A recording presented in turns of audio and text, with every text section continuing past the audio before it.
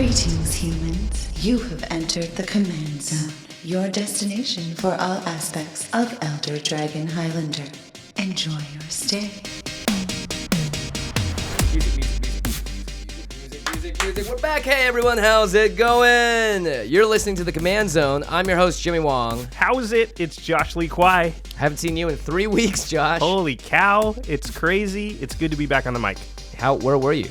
In case people don't know from us talking about it. We've talked about it, or we did talk about it in all the episodes, I think. I was in, basically Asia.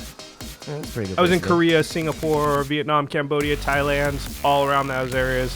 Had a great time. We'll talk about it a little bit more on the end step. I know people... Well, we've got a lot of probably new listeners here because we have something exciting. We have a spoiler. We have a Battle for Zendikar spoiler card. Bing, bing, bing, bing, bing, bing, bing, bing. Bing. It's really sweet. I can't wait to talk about it. It's pretty awesome. It's we're going to talk about it later in the episode. If you're here only for that, which I'm sure a lot of you are, then you can look in the show notes and we'll put a time code of where you can go to just listen to that right away. Yep. Otherwise, we're going to talk about our main topic and then we'll do the spoiler near the end to keep you all in suspense because that's what good storytellers do. Yeah, that's right. And after that, we're going to talk about your trip to Asia. Right. A little bit. Yeah, we'll touch on that. So those interested, I don't know, all 5 of you can stick around for that. Well, I'm one of them, so all 4 of you. There's only 4 others left. Go, yeah. Well, just based on all the food you tweeted out, I just want to know about that. It was definitely a food tour was a big part of it. Yeah. So we had some good eats. Singapore was awesome. About the spoiler, one more thing. Oh, yeah. Just for those people that haven't skipped forward. All 2 of you. All 2 of you. The number keeps going down. It's a rare land. A land? A land, and it's rare, and it's playable in all EDH decks. Yeah, absolutely. It's playable in every single EDH deck. So if that doesn't get you excited, I don't know what will. I think it's already going to go into probably 3 decks that I own. Yeah, geez.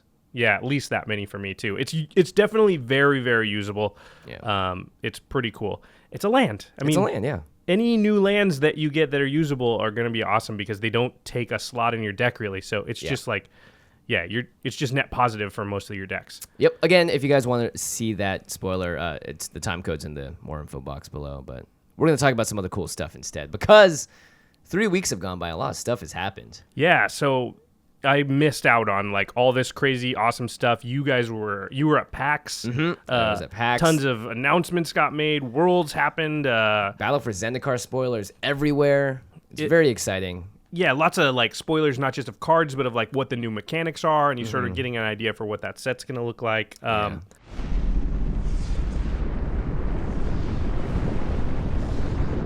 First off, though, let's talk about the Community Cup. Which is happening this weekend. If you guys are listening to this show right now, we're releasing this show early. Usually we do Tuesdays and Thursdays, but we're releasing this show on a Monday.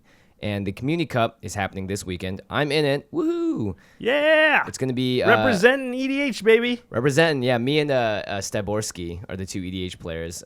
So, yeah, we'll be there Saturday, so the 19th and the 20th on Sunday. So you can just stream all of it on Twitch. Yeah, you should definitely check it out on Twitch because Jimmy will be part of the team that is kicking the crap out of the Wizards team so that people on Moto can get free something. What do we get? Oh, yeah. So if the Wizards side wins, every person on Moto gets a Drown in Sorrow from Pharaoh's Block. Drown in Sorrow because we'll all be drowning in sorrow. Not foil, nothing special, just a regular uncommon. However, if the community team wins, then every person on Moto gets a full set of the John Avon lands from Unhinged, when they're those beautiful full art lands. So, ooh, that's pretty sick. You get to pimp out your decks just a little bit. So they really want the entire community to be rooting for you guys. Yeah, exactly. Hopefully they also lose purposely. I'm just kidding. Play as hard as you can, guys, please. No, they try and win, I'm sure, because they get rubbed in their faces about how they've basically only won a couple of times. Yeah, exactly. Hopefully this will not be one of those times.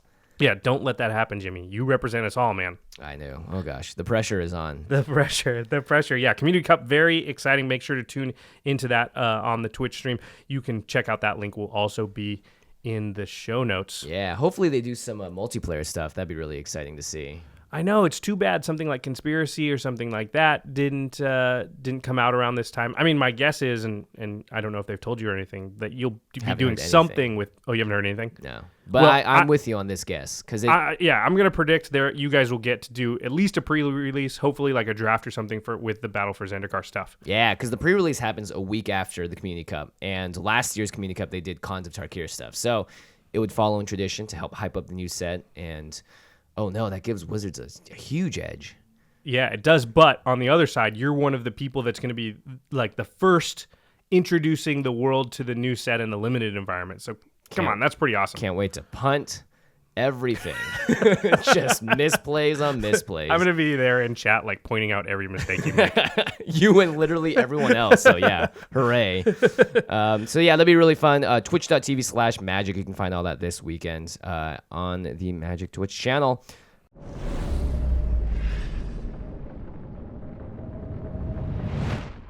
PAX happened. PAX was huge this year. I'll break it down for you, Josh, because you weren't there, unfortunately. Next year, though, are you coming? Yeah, I mean, I wanted to come this year. It just so happened it didn't work out. So unless something crazy happens, I'm definitely there because it looks like so much fun. Yeah, definitely. So this is like the biggest year I think Wizards has ever had at PAX. If you guys don't know, PAX is the Penny Arcade Expo. Penny Arcade is a online webcomic that's been around since...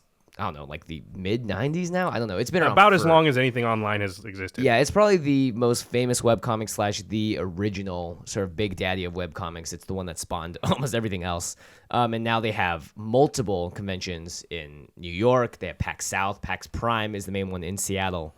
And Wizards had a huge setup this year. They took over an entire building called the Annex, which is across the way from the convention center. You guys probably saw a lot of pictures of this. There was a giant Eldrazi that was like popping out of the front, crushing a police car. And, like, yeah, it was Emrakul, right? Was like literally picking up part of a police car. I don't know if they gave the Eldrazi a name, but it looked like like the tentacles from Emrakul. Or like it could have been like a tiny part of Emrakul. I'm guessing he's giant. But it was really cool. Inside, they were really focused on teaching new players stuff. The Lady Planeswalker Society was there. Very cool. I got to meet Mike and Tifa Robles as well, which was really awesome. And they were teaching new players how to play. Downstairs and upstairs, they were doing Worlds coverage. So because Worlds happens at PAX. It will, yeah, from now on. It happened this year at PAX, right? Yeah, I think in the past it happened later in some other month, but they wanted to converge it all at PAX because people can watch it, and it's a great way to bring publicity to the pro scene in a way that's, organic and fun, and there's so many people running around PAX. I think it was a really effective way of doing it. Another thing I missed. Yeah, it's okay though. It's okay. They didn't play any EDH at Worlds for whatever reason. For whatever reason. Yeah, it was cool seeing Marshall and those guys and BDM and everyone just up on the stage broadcasting live, because usually they're like hidden in the booth somewhere, but this time they were very public and out there, so everyone walking by could see them commentate on stuff, which is really cool. Oh, that's awesome. Yeah, if you wanted to play Magic, you could do Rise of the Eldrazi flashback drafts. You drafted Rise, right? Oh, that's my favorite draft format. And I learned it was on Moto again while I was gone. So 2 more things I missed. It's okay. You experienced the beauty of Asia. Yeah, that's true. I played in 2, and I tanked both in the first round. It sucked. I lost. Have you drafted Rise much? I did it twice before I went to PAX because I was like, I want to train, and I 3-0'd one draft and 2-1 the other one. So you thought you were good. Yeah, it turns out Eldrazi Conscription is a card. Yep. And so is Aura Gnarlid. And yep. I was not equipped. Aura Gnarlid's a whole deck, yeah. Yeah, that's a whole deck. I had 3 Narcolepsies in my deck too, and I just never drew one. It was terrible. I was taking 4, and he was drawing off his Umbras. I was like, I'm dying. I'm dead. And they also did live podcasts for limited resources and Drive to Work, which is really cool. I didn't get to see those. And then I participated in the thing on Saturday where you get people can line up to play against like me or Will Wheaton or any like members from the R&D team, and they'll play a deck from Battle for Zendikar. So an Allies deck, a red-green landfall deck, or a mono-white sort of weenie deck. Were these decks like 100% cards from Battle for Zendikar, or would they just have a few? I think it was Melissa DeTore put an article up because she did help design the decks, and I think it was a good mix. I'm not sure because a lot of the cards... They could be reprints, so you don't always know. And a lot of them were also like Nest Invader was in the deck that I used, and the new, if you guys have read, the new Eldrazi tokens are 1/1s instead of 0/1s. So Nest Invader probably isn't in the set. Probably not. But we can't say for sure. Yeah, we can't say for sure. We're not entirely sure. So we played like a black-green Eldrazi deck against all these kids and people that are lined up. It was really fun. I got beat by a little kid.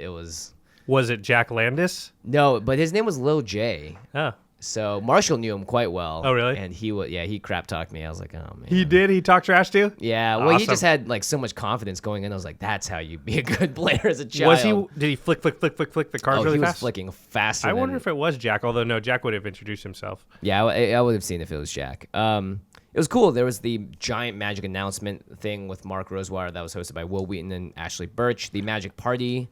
Lots of good stuff. We should say it's pretty cool that Ashley was involved because she's a rocket jumper. Yeah, that's right. She's going to be very prominently featured in the Hulu show for Rocket Jump. Yeah, if you have not checked it out, you should go to rocketjump.com. They've got a big show coming out on Hulu. It's called Rocket Jump The Show. Very original title. Yeah, it's a bunch of shorts, a bunch of Rocket Jump sort of their patented movies to make a sort of effects-driven, action-driven, comedy-driven shorts, and then those usually come out on their YouTube channel. But the show is actually those shorts preceded by a sort of documentary about how they made the short. So it's very cool. I've seen most of the shorts at this point. Yeah, they're very funny. They're really great. They're big. The budgets for a lot of these just seem to be bigger than even a lot of the stuff on the Rocket Jump channel. So as a side note, definitely go check out the trailer for the show is out, or the teaser, maybe not the trailer yet. And you should be anxiously anticipating the show because it looks sweet. Yeah, I'll put all the links and stuff in the. And Jimmy makes an appearance. I make an appearance, in one of the shorts. My favorite short, I think, is that one. It's one of my two favorites, I think. It's a good one. I actually the main one that Ashley's in is probably my favorite. Yeah, I'll agree with that too. And she directed that one.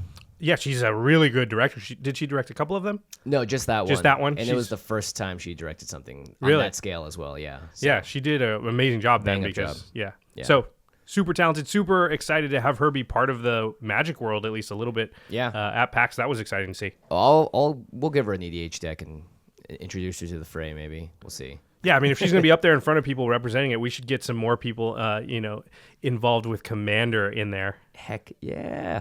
Worlds. So Worlds was 24 players, the best players in the world convening at PAX. They did Modern Masters drafts. They played Modern, Standard, and Origins drafts as well. Seth Manfield won the whole thing. $50,000. $50K? $50K. Wow. He has a newborn baby too, so it was very fitting that. So he earned about 1/6 of that kid's college education. Yeah, he earned about a semester and a half, maybe. Yeah. So that was really cool. So he's just got to win Worlds like 5 more times. That's college. That's pretty good. Shahar Shenar did 2 years in a row. Seth can just triple that. Yeah, you can just rattle it off. No problem. Yeah, there's no variance involved in that. So the Magic announcements was sweet. They spoiled tons of stuff. There's like the new Gideon, the new Ulamog. We know that the main mechanics of Battle for Zendikar now are landfall, which is returning. So whenever a land enters the battlefield under your control, it does something. Rally, whenever a card that has an ally or that card or another ally enters the battlefield, something happens. Ingest, which is definitely the new one. That's sort of the big splashy new one. Yeah, it's the new Eldrazi thing because before it was Annihilator, and that was kind of busted. It meant you had to sacrifice permanents equal to the Annihilator number when the creature attacks. Yeah, Annihilator was very powerful, but it felt like once somebody activated Annihilator one time, you couldn't win anymore. So there was no coming back. Unless you had like a bunch of lands to sacrifice. But even then, like a giant 8/8 coming at you is kind of hard. That's bad enough. And if you also have to sack 2 permanents, it's just like really hard. So how's Ingest work exactly? It's so whenever the creature deals combat damage, you exile the top card of your library. I think we have yet to see if the Ingest will come with a number like Ingest 5, or if it'll just there are some that say exile the top 4 cards of your library or something. Yeah, Ulamog exiles the top 20 cards whenever he hits you, which is pretty intense. Actually, I think it's just when he attacks. Anyway, Annihilator was whenever you attacked, and Ingest, usually I think you have to deal the actual combat damage, which is a little different because it means then it's not always going to connect necessarily, which is kind of cool.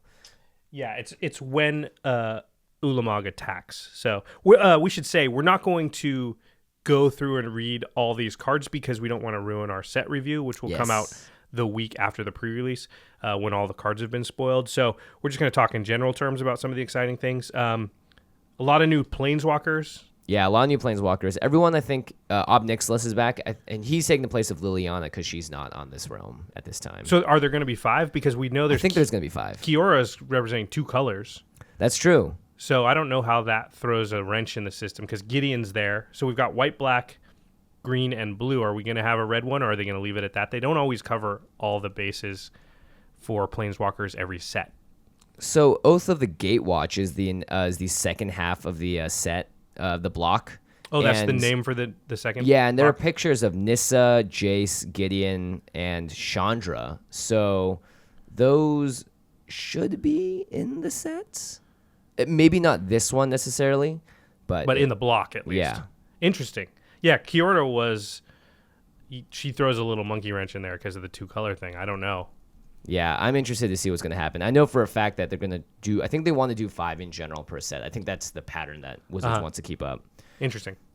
Very interesting indeed. Converge is the last new mechanic. You're going to like this one. It matters how many colors you use to spend on a card. So if you spend 5 colors to cast a 5 CMC spell, the Converge cost is 5, and something magical happens with 5. Yes, I saw a couple of these cards, and I was like immediately going into Chromat and every 5-color deck that I have. Yeah. There's an interesting sort of tutor type card. This mechanic is very, well, I think it's awesome. It's very Joshy, for sure. Actually, there's one more mechanic, though. Oh, yeah, you're right. It's Awaken.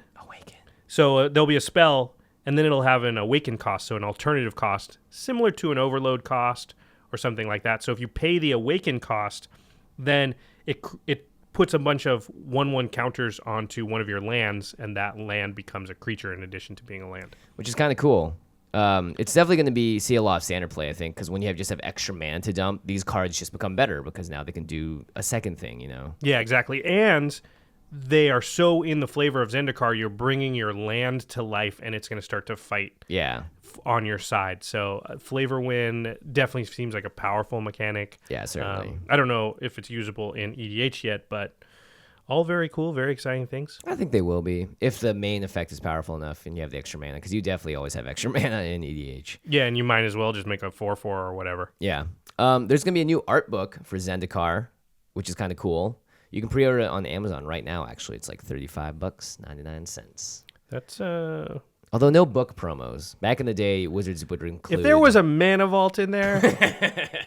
the best book promo of all time. Yeah, then I would go ahead and buy 57,000 of those books. Even if it was just a set of the full art lands from this, from Zendikar, I would totally buy it let's too. talk about the full art lands. Yeah, there's new full art lands. They're actually reprinting some of the art, I think, but... They'll have the new border or whatever. New border and stuff, and they look font. Beautiful. They look so cool. I'm super excited. I know you're excited because you're like Mr. Foil full art land guy. I am Mr. Foil full art land. I will totally first pick a foil full art land in a pack over a card that's good and limited if I'm drafting this set. If it's Ulamog or a foil full art land. Yeah. Ooh, Ulamog's pretty good. But he's not foil. I know, right? He's not foil. If it was a foil Ulamog, sure, but I would take that land probably. And those lands from the other set are like all $10 to $15 now, so they're up there. Even just the non-foils. Aren't the non-foils still worth like $1 or something? Mm-hmm. They're all worth $1. So, it makes every pack just like automatically worth something because in 3 or 4 years down the line, like those lands are going to be worth something. Yeah, and there is a new set of lands in the set. I'll just read one of them. Prairie Stream enters the battlefield tapped unless you control 2 or more basic lands, and they all tap for 2 different colors, which is really cool. They're all the allied colors. They're the allied or the enemy colors? Allied. White, blue, blue, black, black, red, red, green, green, white. Oh, so there's 5? There's 5 of those, and there's also going to be 5 enemy-colored ones. So there's 10 total lands that cover both sides. Oh, okay. So every color pairing is available in these lands. Correct. Okay, so... It's a little complicated. So there's a set of 5 lands that care about basic lands and whether or not you have them and if it comes into the battlefield tapped. And then there's a set of 5 other rare lands that are the enemy colors and are the quote-unquote man lands that people have been talking about. Oh, I got you. So there's a man land cycle, and then there's this other cycle that checks if you have 2 basic lands. Yep. And if you do, then it comes in untapped, and if you don't, then it comes in tapped. Yeah, and you've seen this on Twitter. People are arguing about the name. Okay, so these lands that want you to have 2 basic lands in play already, this is a big debate on Twitter right now, which I walked into the middle of the other day because I didn't know what was going on because I just totally got back pointless from... debate, by the way. It's just like, who cares? Well, they're trying to decide what to call them. Yeah. And so there's been a whole bunch of names thrown out. Tango lands was the first big one because it takes 2 to tango. So having 2 basic lands, etc. But then people were like, well, if you don't live in America or the U.S., you're not really going to know what that means. And also, it doesn't roll off the tongue. It's 2 syllables. All the other ones are like bounce land, check land, shock pain land, shock land. Those are 1 syllable. Man land, that's a 1 syllable thing. Yeah, I agree. The professor from Tulare Community College, he was championing lands, which he says started out as a joke, but now he actually thinks it's good. That's actually pretty good. The lands. I just think it's a good idea, but it'll get confusing. Yeah, it'll get very confusing. That's hilarious, though. Wedge from the Mana Source was saying he wanted them to be battle lands. Okay, because it's Battle for Zendikar. I guess so, but in 2 or 3, like when someone's playing Modern in 3 years, it'll be weird calling them battle lands because they don't have anything to do with battling. Yeah, that feels like a man land, kind of. Yeah. It's also got the 2-syllable problem. How about just basic lands? Because they care about basics. Yeah, but we already have basic lands. They're called forest, swamp, and island. Right. Yeah. I had a good one. Oh, yeah? You ready? I want to call them the Hadlands. Hadlands, because you have to have... Because if you played it out, you already had lands. Well, and it cares if you have specific lands. Maybe they should be Have-lands. Have-lands? Ooh, Have-lands, not bad. That's not bad. Yeah, the Have-lands. Another big thing about these lands is that they all say the words Plains Island on them or Island Swamp. Oh, that is actually huge because you can fetch them. You can fetch them, yeah, totally. So, and a lot of cards actually in Magic's Past say go find a forest card. They don't say basic the forest. fetch lands say that as well. Go find a forest, etc. But even there's creatures like I think Wood Elves and some other ones say things like that. So that's actually a huge distinction. It's going to make standard land building really interesting because now you can get these out, but they come into play tapped, whereas before you could only get a regular basic land with a fetch land. True. And besides screw standard, it's going to be awesome for us. Yeah, it's going to be awesome for us. These are the lands that I think are perfect for EDH because we're not all of us are running around running a billion dual lands with different, Yeah, it's really expensive to get a hold of. Shock lands and dual lands are $100 plus. So these can do similar things. The downside is they're not going to be great in 5-color because they want you to have 2 basic lands. Right. Already. But in terms of being able to But a 3-color deck? Yeah. They're great. The fact that you can fetch out, for instance, if you're looking for a forest, you can get Cinderglade and Canopy Vista, depending on what your mana base is really important. Totally. And, if you have it in your opening hand, you can still play it turn 1 and it comes into play tapped. But if you don't have a 1-drop, it doesn't matter anyway. Yeah. So they're very, very good. I'm excited. Everybody knows I love lands. So these are great. Now let's talk about the man lands. Yeah, the man really lands. Although we were talking to Brian David Marshall, and he, because man lands is gender bias, and there's no reason that these lands are man or not. It's just they become a blue elemental creature or a black elemental creature. So he was a proponent of the idea of folklands. Folklands, yeah, which I thought was kind of cool because it had like a story behind it. So they haven't spoiled all of these yet.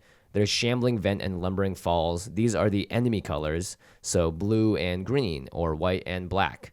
And they all have they come into the battlefield tapped. There's no way around that. There's no way around that, yeah. But you can pay a certain amount of mana. Usually it is actually going to be in the colors that the land taps for. So you need both of the colors and then sometimes some colorless? Correct. Gotcha. Although technically you can tap itself to add that mana because you don't need to tap it to become this. But then it can't creature. attack or anything. Yeah, it just becomes. I don't know why you would do that. But they all become different creatures with different relevant abilities to the colors. So the black-white land becomes a 2/3 white and black elemental creature with lifelink. That's pretty good. Yeah, and then the green-blue one becomes a hexproof creature. So seems like it's really cool. It's a great way to use mana when you don't have stuff, and it's a great way to also play something that will help you over throughout the whole game in more ways than one. Yeah, and the fact that they also tap for both colors is very powerful. We have a lot of lands like these already existing, and they see a lot of play in different decks. So these are like just Celestial Colonnade is like a huge one that sees a ton of play. So these are just going to be more in that toolbox. It's pretty cool. Very excited about all these lands. I mean, I love lands just in general. So just more lands are awesome. Yeah, and these are great just as like chump blockers if you ever need to. If you ever have to, you can just, I can save myself. And, people forget about them, too. So a lot of times they'll think they're swinging in to kill you, and that'll make them do something that leaves them maybe a little more open. And you go, turn my thing into a guy. Sucker. Block. What you gonna do? And now I can crack back and kill you or something, yeah. All right, here's the most exciting part of the announcement. This is a little bit crazy. Yeah, it's Wizards has decided to insert random $100 bills into packs in the form of expeditions. Zendikar expeditions, premium mythic rares. So they're all foil, they're all mythic rare, and it's about the same level rarity as a foil mythic, which happens like once every 2-3 boxes, I think. Yeah, I think you're right. Because one every 9 packs is a mythic, and then a foil mythic is like one every 72. I don't know. There's some math that says like basically every 2 boxes or every 2.5 boxes or something. Wizards has essentially said, look, we are going to reprint all the fetch lands and all the shock lands. We're just going to do it at a very top level rarity. They're all going to be worth a ton if you ever open one, but they're not going to be widely available, so it's not going to destroy prices either. This shows a lot of different things, I think. Yeah. So it's an indicator of a lot of stuff. It's pretty interesting. First of all, if you didn't follow along before, the Zendikar fetch lands not being reprinted in this set was sort of a hot button issue about 3 weeks ago, right before I left, because they're very expensive and they're only continuing to grow in price. And they shot up once people heard that they weren't going to be reprinted. Because they're used in all the Eternal formats, and them not being available and not being printed here means when are they going to be printed? So now we're learning that they're going to sort of print them at this rarity. How long is this going to go on for, did they say? It's definitely going to be in these next 2 sets. So this block? This block. So they're going to reprint in Battle for Zendikar. There are going to be 25 of them. They're going to be reprinted.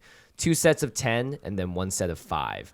And the 2 sets of 10 are going to be all of the fetch lands, all of the shock lands, and then all of the new 5 have lands. I guess we'll call them now. The have lands. I like it. It makes a lot of sense. You have to have lands in play. So, okay. So the have lands were a part of the expeditions. Yeah, so they're a part of the expeditions also as well. Foil mythics? Yeah, exactly. Are they full art? They are all full art. I mean, they're kind of full art. If you look at them, they're like three-quarter art. 3/4 full art. Yeah, there's been a lot of like, what the heck? Why don't you just make them full art and we can figure out the text ourselves? That never works. Yeah. It's interesting because those are definitely way less value than opening like a Scalding Tarn foil, you know? Yeah, and you have an equal chance to open one of the have lands that you do a Scalding Tarn, but the Scalding Tarn's just going to be worth $150. Yeah, technically you have a 10 out of 25 chance to open one of the OG fetch lands, and then. But one might be a Flooded Strand, which is not worth as much as. Yeah, exactly. Yeah. But so what? This is not taking a slot from anything else. Mm-hmm. This is just added value they're putting in that they don't have to. Yep. So pretty interesting, pretty cool. It's really cool. It'll be interesting to see if they keep this up. Or because if it's just for this block, I can't see, like, you're not adding very many to the world. Yeah, and it's only very specifically these lands too. I mean, I can't think of any other, like, what would they do for the next expedition? You know, like, what's the next 10-card cycle? But would it make sense to continue doing this expedition thing for the block after Zendikar? Because it feels like Zendikar's a block about lands, and so you can get away with this. But if you do the next block and you're going back to Innistrad, not predicting, just saying, as an example. Would it make sense to do that? I don't think so. Yeah. It would be interesting to see if they just choose the very high value targets and just choose to reprint, like, I don't know, Grizzlebrands, I guess. I can't think of Snap. Yeah, Snapcaster Mage, Lily specifically. It'll be interesting to see what they do. But they're not going to be able to find 25 cards like that. Yeah, maybe it'll be 10 cards or 5 even. Who knows? But I know this for sure. Wizards loves to make their fall set the biggest selling set, and they're going to do it again. Yeah, I'm already thinking about buying like 2 cases of this now because full art lands by themselves make it probably worth it. And now you've got a chance at foil fetch lands. Jeez. Foil full art, quote unquote, fetch lands. Yeah. I can't imagine the prices of these packs aren't going to be astronomical in 4 years or so. Yeah, these have to go up unless, save a zombie apocalypse happening and no one playing Magic anymore. But then who cares? You didn't need that money either. It's true. And you can just hide away in your apartment and draft it all instead. Unless you're like Seth Manfield and you have to pay for a college education in about like 17 years. Then do not buy 8 cases of this. Yeah. Although maybe actually, let's say he spent all $50K on boxes of Battle for Zendikar. By the time she's 18, or is it a boy or girl? I don't know. I didn't research that far into it. By the time the child is 18, much is that 50K is probably worth 300K. That's a brilliant idea. Unless something happens and the game falls apart and then it's worth 0. But then you can tell your kid, like, look, I took a risk. I did what I had to do. So I'm sorry, but you have to go get a job in a coal mine now. Cool. Yeah, because that will be around in 20 years. Yeah. Yeah, interesting. All right. So what we've learned here is Josh is not a very good financial analyst. You're a financial analyst. More like a gambler, so don't listen to me. Yeah, definitely a gambler. Anyway, this is really exciting. I know for sure Reddit's going to be full of like, look what I pulled, and it's going to be a sweet misty rainforest foil and all the art. I'm going to be so excited for those people because it'll never be me. It'll be you. You always pull stuff. Maybe. I don't know. You're going to buy 8 cases. I'm not going to open any of them. That's true. Yeah, you always crack open the packs, so you will have more chances. And also, you're way luckier than I am. I can't wait. You have that luck streak. I can't wait until you open the Scalding Tarn. It's going to be sweet. It's going to be super sweet. I'm rooting for you, dude. I'm rooting for myself too, guys. Let's talk about something weird here because it springs to my mind. Like, how does this work with legality? Are they all standard legal then? They are not standard legal. They're in their own separate sets. They're only legal in the sets that currently have these cards. So they're just legal as they are now. Legal as they are, it's yeah. Almost as if they're not in the packs and you got them someplace else. Mm-hmm. Okay, got it. So if you do crack one open in a draft, you can play it. Oh, it's legal in the limited environment. Legal in limited because it doesn't really affect it that much. That's true. It's a fetch land, it's a shock land. It'll fix your mana a little bit. Yeah. I rarely played my fetch lands in cons. Yeah, me neither. I would just take it and be like, all right. I'm taking my $20 bill, but I'm not going to play it. Yeah. Hopefully this will come into play, but I don't really care because the power level's not that high anyway. So what we're really setting up for is some sort of huge conspiracy at a finals in a GP when somebody takes a foil Scalding Tarn over that card that could be good in their deck. Yep. It's gonna be Tarmogate all over again. Yeah, but it'll be Scalding Gate. Scalding Gate. Tarn Gate. It'll be Tarn Scalding. Yeah, Scalding Tarmogate. Misty Gate. Misty Gate. I like Misty Gate. I like Havelands. Havelands too. Yeah. Can we do it? Can we petition? Can we do it, everybody? Havelands. If you agree with Havelands, send us a tweet at CommandCast, and we'll see what kind of momentum we can get going for it. Yeah, and just start tweeting out about Havelands. Yeah, just even in completely non-contextual. Like, man, dinner was great tonight. Havelands. That's awesome. Hashtag Havelands. Just randomly on your Twitter feed or your Facebook, just post a picture of one of the Havelands and just hashtag Havelands. Yeah, or Hadlands. Whichever one I think Havelands has a better ring to it. I think so. I think Had so is too. A little like Hadlands. And it makes more sense if you want to play it. You have to already have lands. Yeah. Well, you can still play it. It just won't. Yeah. If you want it to be good. If you don't want it to be a guild gate. Oh yeah, it's just a nice rare guild gate. Otherwise. Anyway, there are tons about for Zendikar Spoilers. You guys can check them out by just going and visiting the sites that have them. Devoid is cool, the new creature type. They're colorless, but they have colored mana symbols on them. And there are a lot of cards that are colorless matters cards. Oh, yeah, I saw this. So it will cost like 2 and 2 black, but it'll say devoid. Mm-hmm. And so therefore the creature costs black mana, but it's actually a colorless creature. It is devoid of color. Does that mean that Iona doesn't stop it? I think so. Should, yeah, I think they will get around that. Because you can't cast spells of that color. Yeah, and she can't name colorless. Oh, man, are there any kill spells that are... There is one. It's really good. It's called Titan's Presence. It's an uncommon. Okay, read it. This is going to see play. This is by far my favorite card out of the entire set so far. It's going to see play everywhere. Okay. It's a 3-drop. Uh-huh. As an additional cost to cast Titan's Presence, reveal a colorless creature card from your hand. Okay. So it could be Ulamog. It could also be one of these colorless devoid creatures. What's the casting cost? 3. 3 and what? Just that's it. 3 colorless. Oh, okay. Cool. Exile target creature if its power is less than or equal to the revealed card's power. That's hard with the Iona, though. She's like a 8/8 or something. Yeah, that's true. I mean, you have to like do an Ulamog. It has to be Ulamog or Blightsteel or something. But I mean, like this that's card still is a sweet. Yeah. It's a kill card for 3 colorless mana. If you have any of these colorless, like a lot of these cards are all like 4 or 5 or whatever. Like exile a creature with 4 power. Like that's insane. That seems pretty good. It also can go in the mono decks in EDH. Yeah. And maybe help us with this Iona problem because they wanted to reprint her twice. Yeah. There's also this thing called Hedron Network, which is a 4-drop artifact, and when it enters the battlefield, exile all creatures with power 5 or greater. Oh, as long as there that you card's go. on the battlefield. So that's an Iona killer. There you go. I like how we're just focusing on what can kill Iona. Well, there's just this influx of them right now. So, and also colorless. That's one of the first things I think of. Oh, I got you something from PAX. Actually, I should give it to you. I got you something from Korea. Oh snap! I should give it to you, but I'll give it to you tomorrow night when we play. Is it Bibimbap? No, but the bibimbap was really good. My God. It's nothing. We have really good Korean food actually in LA. In LA, yeah. It's actually maybe the best place besides Korea for Korean food in the world. but our bibimbap is not even close to as good as theirs, and I don't know why. Our Korean barbecue is as good. I think there is, and we'll talk more about this on the inset, but water affects how rice is cooked. And I bet they just have better water and better cooking techniques for rice. Definitely possible because our water sucks in LA. Yeah, people actually import water for bagel shops here. Yeah, especially from New York. Yeah, especially from New York. Because people want those New York bagels. Okay, that was a cool side note.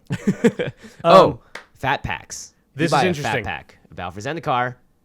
The package of lands is all going to be full art lands. What? Yeah, it was the same in Zendikar as well. They didn't confirm it until like a couple of weeks ago. I didn't hear this. Every single fat pack is going to increase in value by like $15, $20. Okay, hold on. Immediately. Let's rewind to the part where I said I was going to buy like 8 cases. I'm just going to take that amount. Hey, Seth Manfield, I changed my mind. All fat packs. All fat packs. All fat packs. Because you guarantee get all those sweet lands and you get the boosters. How many lands come in a fat pack? 50? I think it's about 50. 10 of each? Listen, we did not fact check that, so whatever it is, and you're yelling at us if it's not 50, it's around 50. That's Pretty sweet. $50. Yeah. At least. Well, right now it'll be... No, but I mean in a couple years. Exactly. Like, full art lands are just, they have value. We know this. Yep. Wow. Pretty sweet, right? Pretty awesome. I'm actually very excited. I need to go pre-order like 1 million fat packs. Yep. I hope they'll sell for MSRP still. You know, you can just go to Target, Walmart. All those places sell for MSRP no matter what. Yeah, that's a good point. Online, you're That's a going good to point. find harder prices. Please check your LGS first and see Yes. what their prices are. And I think we like to support our LGSs because you can't go play the game at Target. So if you go and buy all your stuff at Target and not your local gaming store, that's going to put your local gaming store out of business. Yeah. And then where are you going to go play Magic? But I think you're justified in doing it if the LGS is jacking the price on this stuff because you can't. Or if they sell out, which I think a lot of them will. Yeah. So, all right, Target, good tip. Good tip. Target, Walmart, any place that sells cards for MSRP.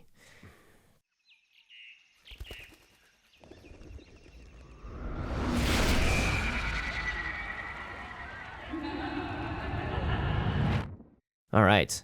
Oh, another announcement outside of all the sweet Battle for Zendikar stuff. Everyone's like, just talk about your spoiler already. Yeah, spoiler. Give me the spoiler. It's like, come on, guys. We're only 37 minutes and we're fine. There's a new prize structure for GPs. There's a new prize structure? Mm-hmm. Is it like more money? More money. First place gets $10,000. Look at that. Yeah. Wait a minute. This is directly because of Goifgate, right? I don't know, maybe. I mean, I feel like Wizards has been thinking about doing this kind of thing for a while, and everyone's like, hey, did you guys see the Dota 2 tournament where they gave away 80 million, Yeah.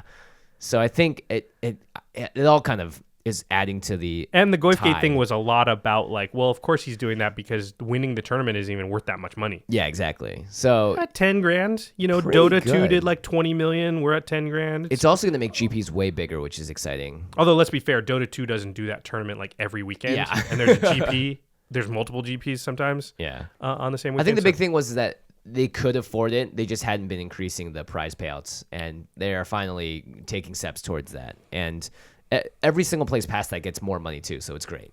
That's awesome. Yeah, and you get like $250 if the GP's 3,000 people are bigger and you're like 50th place and stuff. So like even placing not as high as the top 8 or whatever, you're still gonna get a payout, which is kind of sweet. This is going to be really awesome when you or I win a GP. Insert laughter here. Speaking of GPs that we can compete in, GPLA is May 20th to the 22nd, 2016 that we will probably compete in. It's gonna We're be definitely modern. there. Yeah, we're definitely there. Whether or not we're playing well is to be seen. There's a really good chance I'm there, but not even playing in the main event. So Yeah. But there's almost no chance we're not at it. Yeah, exactly. It's going to be May 20th, modern. So for sure, Alex Kessler and Ben Bateman should be there. Yep. It's going to be really exciting for them to talk about that as well. So book your trip if you want to come hang out, play some EDH with us. For a show. Maybe we'll do some type of gathering. That'd be sweet. That'll be awesome. And then GP Portland, which some of the people have been asking us about. My hometown? Yeah, it's the West Coast, is August 12th through the 14th, and that's standard. I want more limited GPs. Because I can play in those. Yeah, I can play exactly. in those. Yeah, the investment is way less. These are both in 2016? Yep. Okay, cool. Coming up. We're not making a promise, but we'll probably be at GPLA. GPLA, I would just a shade under promise.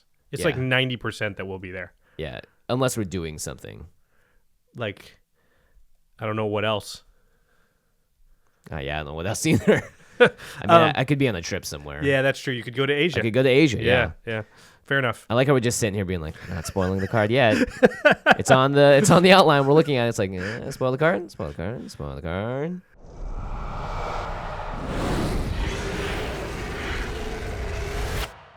Okay, let's do it. Let's do it. All right. So we got an awesome exclusive. This is the first time anybody's ever talked about this card publicly.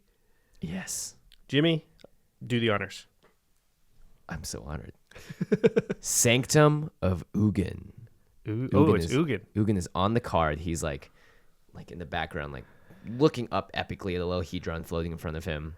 The MTA, Magic the Amateuring, girls would call it Sanctum of Ugin. Eugene, yeah. So would Doc.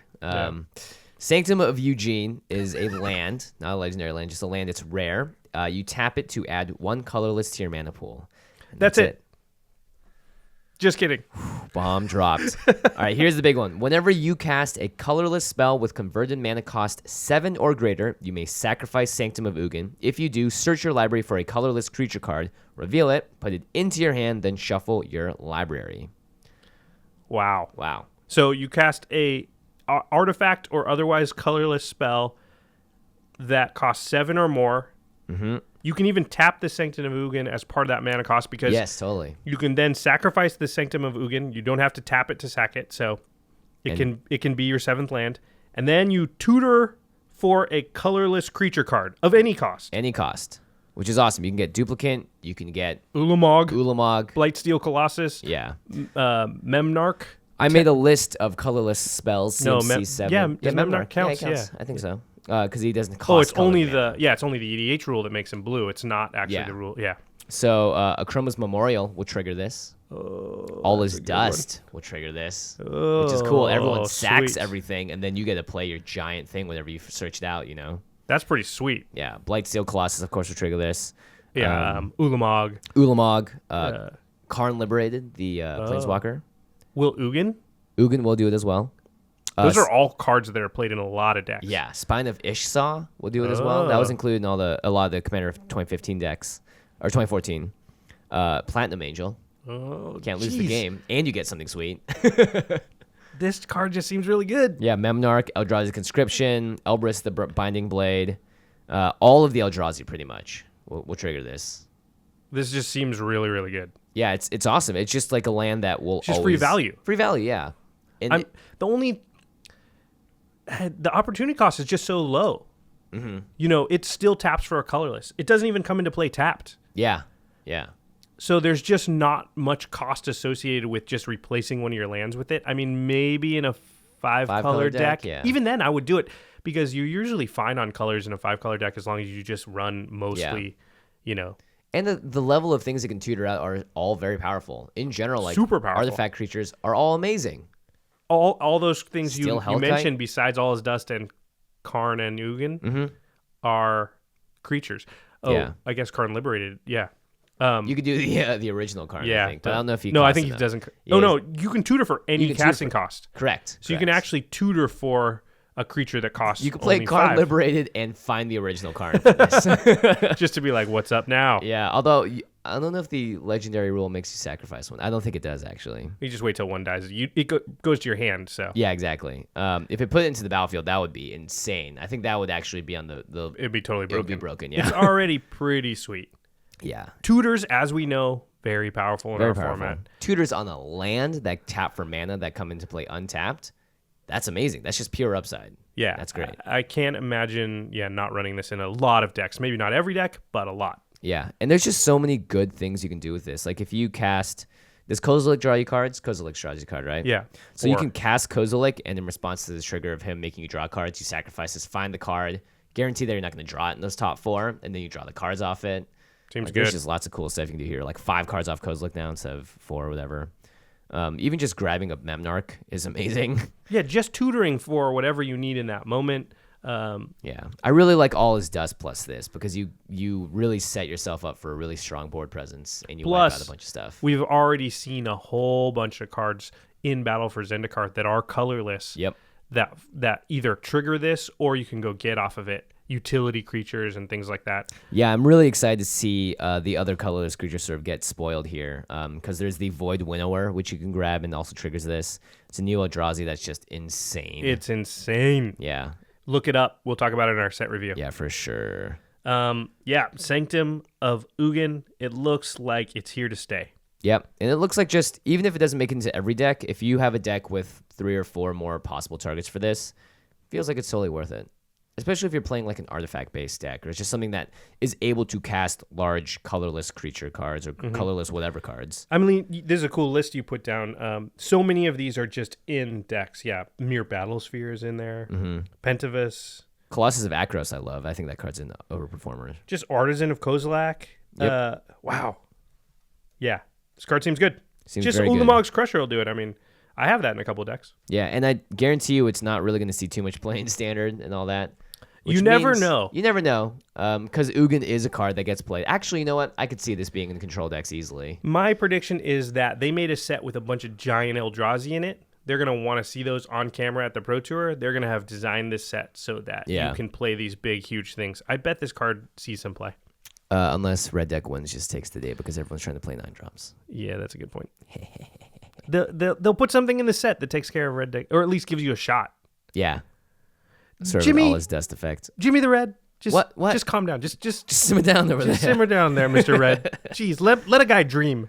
That's true. I would actually, I love Red, but I would totally want to just play this and use it in a game. It would be amazing. It would be amazing. It Somebody would be amazing. will. Somebody will, yeah, Somebody for will. sure, for sure. They probably won't be in the finals of that tournament, but in round 3 or 4, they'll do it. Yeah, Sanctum of Ugin. Eugene is back. He's in his Sanctum. He's summoning something totally sweet whenever you cast a giant colorless card with converted mana cost 7 or greater. Very cool.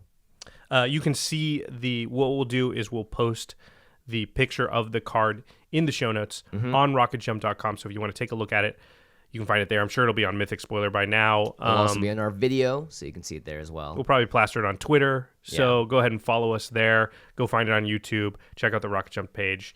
And those of you that are listening to the show for the first time just because of the spoiler, hopefully you stick around, check out some of our other episodes. Yeah.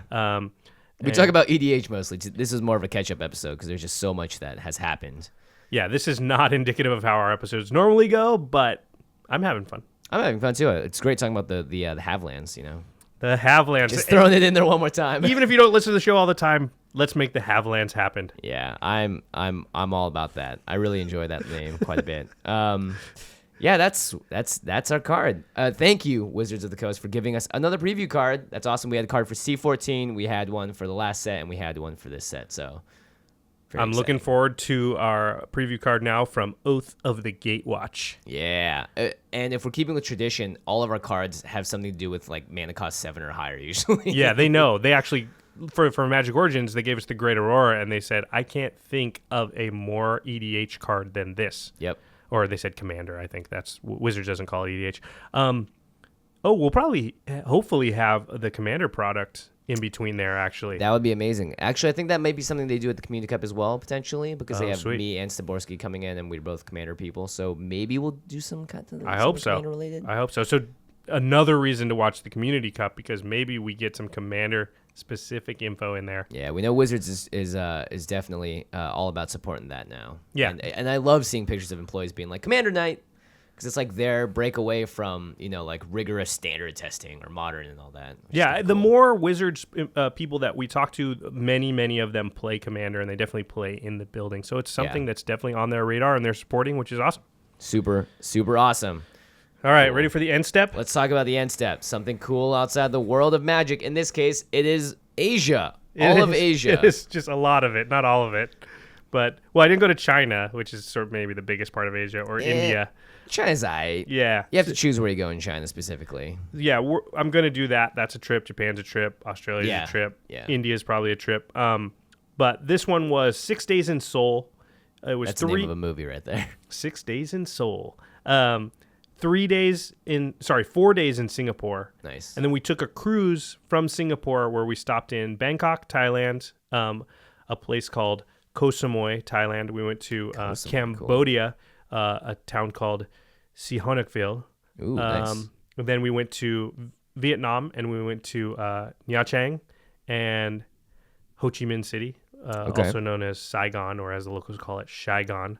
Oh, really? Saigon. That's how they pronounce it. That's cool. So I'm from Oregon, and we pronounce it differently than a lot of the rest of the country. So Oregon, you mean? Yeah. So and Oregon is correct. So I'm gonna just assume that Saigon is correct because the people from the place know how to pronounce it. Yep. Awesome trip. I can't talk about the whole thing. We ate amazing food in all places. Look like you guys ate like kings and queens. Oh my If gosh. you followed my Twitter feed, then my feed basically turned into a food blog for like 3 weeks with no complaints here. Yeah. So just to run that down really quick, Seoul has amazing fried chicken. Yes, the best in the world, right? It was incredible. I was like, fried chicken. I mean, we're from the States. We got good fried chicken. Yeah. Like down in the South, they got crazy for good. No. Seoul will give it a run for its money. The best places anywhere. It's crazy. I don't know the texture of the way they fry it. I think it's tempura. Mm-hmm. At least tempura influenced more. Super tasty. They have all these different sauces that go on it, and it's so good. Obviously Korean barbecue there. Very good. Singapore was like best place in the world for food. A few of our listeners had said that to me, and I was skeptical. I mean, I've eaten in LA's a really good place for food. Vegas is a really good place for food. New York, amazing place for food. I've been to Italy, known for food. Singapore blows them away. Jeez. It's not even close. They just have such a wide variety of different things, and they have their own fusion things. There's Malaysian food and Thai food and Chinese food, and Singapore has its own types of food. People have heard of things like chili crab. They have this thing that's called carrot cake, which I think is actually like... Not carrot cake, but... No, it's like radish. It's like fried radishes and eggs and stuff. I don't know what it is, but it's amazing. You're killing me right now. This sounds so Chicken good. rice, which is like your favorite. Oh, yeah. I love chicken rice. Maybe the best place in the States for chicken rice is actually near my house. It's a place called Savoy. Yeah. I've gone there a couple times. Not my favorite. I know you love it. Yeah, I mean, I can tell, like, if I had to give it a true grade, it'd be like a 7.5 out of 10, probably. But in the States, it's known as very, very good. The line's usually out the door. It's like the best place for chicken rice, at least on the West Coast.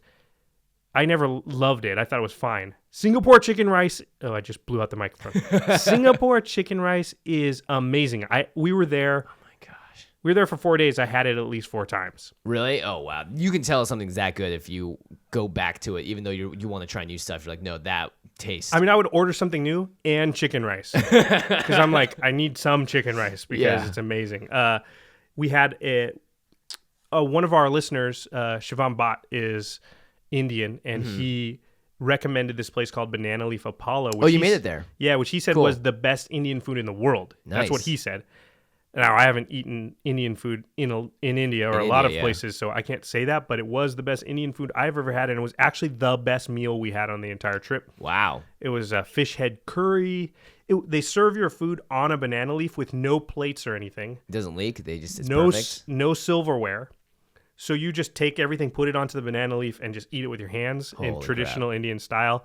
A little bit through, we had to ask for silverware. I'm sorry. I'm not Indian, and I wasn't going to turn into an Indian person during that meal. And it was just so messy. I couldn't figure out how to do it correctly. Yeah. So, but... Just for your mental health, you had to have a couple of... Also, I had like a little cut on one of my fingers. Oh, you're dipping it into curry. And it was spicy. And it was just like every time I went to dip it, it just hurt my hand so much that eventually I was like, I had to bite the bullet and be like... But your hand was like, this tastes delicious. Yeah. I was like, I got to keep eating it, but ow. Yeah. That's incredible. Well, thanks, Shivam. That's awesome. Yeah, Shivam, that was a really good recommendation. If you're ever in Singapore, Banana Leaf Apollo has to be on your list. We're getting kind of long here, so I'll end with the highlight of the trip. Well, 2 things. One was I met up with a local EDH group in Korea, in Seoul, that listens to the Command Zone. So I had been exchanging emails with a couple of listeners. That is so freaking cool, and I actually man. found, their LGS, went down. Didn't have time to play, but I did meet with them. I wanted to pick up some Korean Magic swag, and it was cool to meet those guys and watch them play and everything. So that was a lot of fun. And then the big highlight of the trip, everyone's been asking me, what was the single thing that was the biggest highlight of the trip? And it was the sun. It was the brightest thing. It's terrible pun. It was hot as hell. Yeah. Because we went in August, and it was like 92 and 90% humidity every day. That was brutal. The highlight of the trip was North Korea. North Korea. So we took a tour to North Korea. So you get on a bus and you go through all the stop checkpoints and everything, and you eventually get to what's called the Joint Security Area, which is the area where both nations, South Korea and North Korea, have buildings right near the border, and you can literally go up and cross into North Korea. There's a neutral buildings that are straddling the border between both countries. Wow. And you go inside one of the neutral buildings, and you can step into North Korea. Now, what made this the highlight of the trip and something that was pretty crazy is that 1 day before we took our tour, the North Koreans had allegedly sneaked across the border to South Korea and planted some landmines.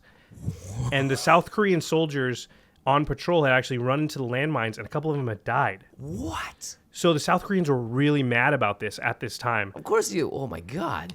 So in response to that, South Korea decides that what they have is on the border, all along the 150-mile border, or 150 kilometers or whatever it is, they have these big banks of speakers. And these haven't been used in a decade, but what they used to do, the South Koreans, is they would blare propaganda across at the North Korean soldiers, and they would say things like, Kim Jong-un now, is, a bad leader, and he's doing this stuff, and you should come defect, and if you defect, we'll give you a house and a car and a job, and, and they would just blare this propaganda 24/7 at the North Koreans to try and get them to come over and defect. And if they didn't, it would still just drive them nuts because it's just loud stuff coming at you all day long. Well, they had agreed to stop doing that about 10 years ago. Well, they started it up again because they were mad about this landmine situation. So the North Koreans were mad about the propaganda machines. So we're there the day after this mine explosion. Jeez. We step across into North Korea in one of these neutral buildings, and the North Koreans come marching out. So the North Korean soldiers come marching out. They line up, within 1 foot on their side of the border, and they're staring in the windows of the building that we're in at us. We're with some South Korean soldiers, and they have a rule that they're not allowed, if the North Korean soldiers are there, to take their eyes off the North Korean soldiers. So they all turn, and they're death staring each other through the window, and you're just out at there? The guys. Yeah, and we're like, what do we do? And we have one American soldier with us who is our tour guide, and he's like, this doesn't happen very often. He's like, I don't know, you can take us some pictures. So we got some pictures of the North Korean soldiers. You can take some pictures. Oh my gosh. So I got some sweet pictures of the North Korean soldiers in a death stare with the South Korean soldiers. Wow. What we call the ROK soldiers, the ROK, Republic of Korea. That was pretty sweet. So we leave the place. The next day after we left the tour, the North Koreans decided to launch a missile at the speakers that were shooting. Blow up the speakers? They want to blow up the speakers because they're tired. They don't want the propaganda. Yeah. The South Koreans see the missile coming. They fire artillery across the border at where the missile came from. In response, North Korea mobilizes its army and starts to say that they're going to be on a wartime footing. Right. And so there's all this crazy stuff going on. We're watching the news every night, like, is the North Korean army mobilizing and whatever and freaking out? And then, of course, we're asking people in Seoul, like civilians, Koreans, and they're like, just like, nah. This happens all the time. Don't worry about it. We're like, we're from the States. This does not happen. Yeah, this is beyond crazy. Yeah. The other thing I should mention is that the bomb in Bangkok. Yes. So there was an explosion in Bangkok, if you hadn't heard, at one of the Hindu temples. A very public. Huge tragedy. Tourist location as well. Specifically targeted towards foreigners, I think. Yeah, it was a part of town that is the most sort of frequented by tourists. A bomb went off, blew up a temple. A lot of people were killed and injured. Big tragedy. And then the very next day, somebody threw a bomb on a bridge in Thailand, which is also another touristy area. Fortunately, the bomb bounced into the river and went off and nobody was hurt. Oh, geez. But that was a second bomb attack in 2 days. And when we went to Bangkok, I think it was 4 or 5 days later, we actually stayed in a hotel that was a block and a half from where that second bomb went off. My God. Yeah. Luckily, I believe they caught the guy who they think set off the bomb. They caught another guy who was involved. Anyway, that was after we left. But my God. Yeah, it was a lot of scary stuff going on while we were there.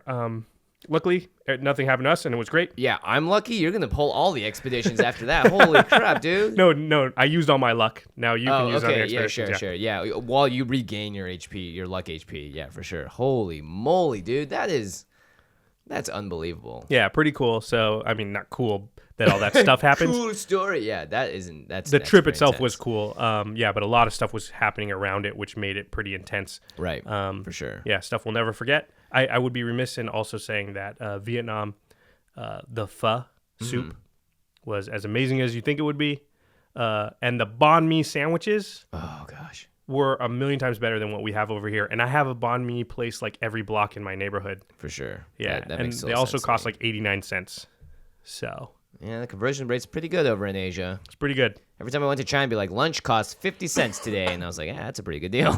Yeah, it's pretty amazing. And the dollar's strong right now, so. Well, that's amazing. Your trip sounded like it was fantastic. I'm actually going to Bali in December with my parents, so I'm Very excited to How sample. long?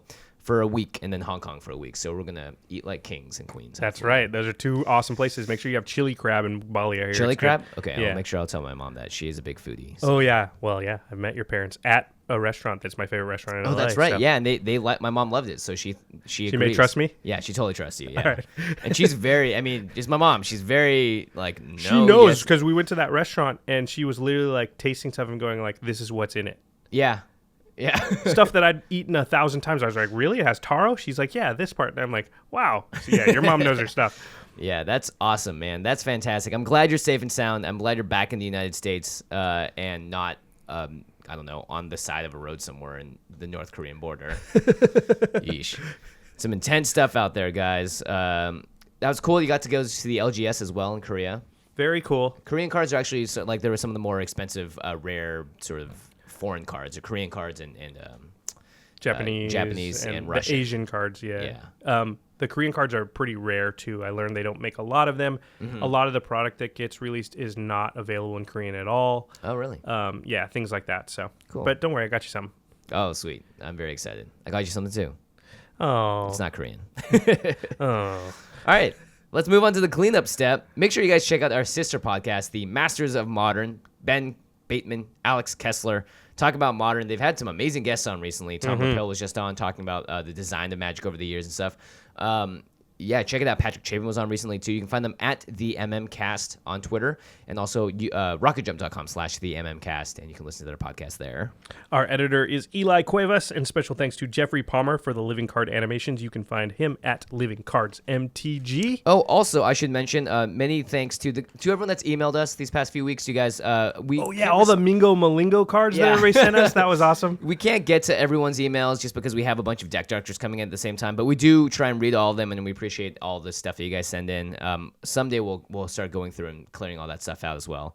Dan Locke, who also sent Josh all those cool tokens, also sent me this really cool. You can hear it. It's a custom 3D life counter. Yeah, he made it out of course, some mountains. Yeah, from Origins, and it looks really cool. There's all these layers and stuff. This thing is awesome. I'm really excited to start using this. Yeah, pretty sweet. Dan, you're awesome. Yeah, you're awesome. You're making cool stuff. We have some great fans. Yeah, I'll say that we much. really, got some really do. incredibly awesome, dedicated fans, and you guys help make this show better. So, always many thanks to you guys for being there. I will also say, comments on Rocket Jump and YouTube and everything, we've probably been a little light on responding because I've been gone. So half of our responding team has been gone. So we've probably responded to only half as much stuff. Yeah. For that, I apologize, but we'll be back on the rails now. Yep, back on rails. That sounds bad. Like we just can't do anything but stay on the rails. Like, Oh, and after having said that, we should say there's only going to be one episode this week. Oh, yes. If you guys are still listening, I bet a lot of people tune out as soon as they hear. I hope they listen to did. our sister podcast. Yeah. All right. So if you're still listening, I mean, we should just give them like another 30 seconds of content just because thank you for listening. Yeah, thank you for sticking around all the time. Hey, maybe this happens in more episodes. You guys have to go back and listen. Actually, no, this is the first We're time. like those little spoiler scenes after Marvel movies. Yeah. We're the post-credit scene. Who's going to be Thanos? I don't know. I think you're Thanos. I am? Yeah. Okay. You look more like Thanos to me. Do I have like a bigger chin? Yeah, you got a giant chin. Is it Josh Brolin who is it? I don't know who plays Thanos. I think it's Josh Brolin. Yeah. I'm not sure. Josh. There you go. Oh, That's there why. you go. Who That's does that why. make you? Jimmy. I'm Quicksilver, I guess. I don't know. He was in the post-credit scene. He's dead now, though. Spoilers. Oh, God. You get extra content and spoilers. Not the right kind of spoilers. Sorry if you haven't seen Ant-Man. Don't worry, I covered it. It's good. Nice. Good call. Good Yeah. call. Yeah. Okay. All right. That was way more than 30 seconds, so you got more than your money's worth. All right, everybody. Thanks for listening. And we will see you next week. Peace.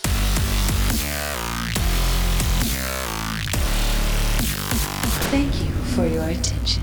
For further inquiries, send an email to commandcast@rocketjump.com or ask us on Twitter @JFWong and @JoshLeeQuai. See you later, alligator. Greetings, humans.